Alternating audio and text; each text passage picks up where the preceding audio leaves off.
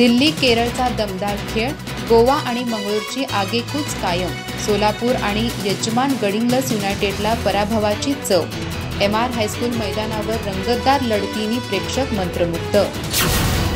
गडिंग्लज इथं सुरू असलेल्या युनायटेड करंडक अखिल भारतीय फुटबॉल स्पर्धेत चौथ्या दिवशी दिल्लीच्या सुदैवा FC आणि केरळच्या मुठूत फुटबॉल अकॅडमीनं साखळीतील सलग दुसरा विजय नोंदवत दमदार मुसंडी मारली.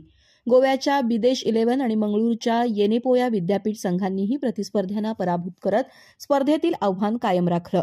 मात्र सोलापूर आणि यजमान गडिंग्लज युनायटेडला दुसऱ्या पराभवाचा सामना करावा लागला. गडिंग्लज युनायटेड फुटबॉल असोसिएशनच्या वतीनं MR हायस्कूलच्या मैदानावर ही स्पर्धा सुरू आहे.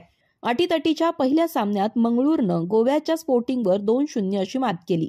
पहिल्या सत्रात दोन्ही संघाचा वेगवान खेळ असूनही गोल साधता आला नाही. मात्र उत्तरार्धात मंगळूरनं आक्रमक खेळ करत 56व्या मिनिटाला हाफिजच्या जबरदस्त फटक्यानं पहिला गोल केला.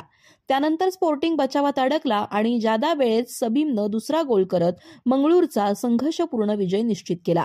गोव्याच्या रियाज मोहम्मद, शानिया लुकास आणि अँथोनी डिसिल्वा यांनी झुंजार लढत दिली. यजमान गडिंग्लज युनायटेडला केरळनं 2-1 असं नमवलं.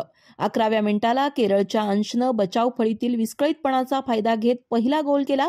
गडिंग्लजनं नंतर सावरत आक्रमक खेळ केला आणि अभिषेक पवारच्या पासवर प्रसाद पवारनं बरोबरी साधली. 61व्या मिनिटाला केरळच्या अपहपनं गोलरक्षकाच्या चुका साधत दुसरा गोल नोंदवला.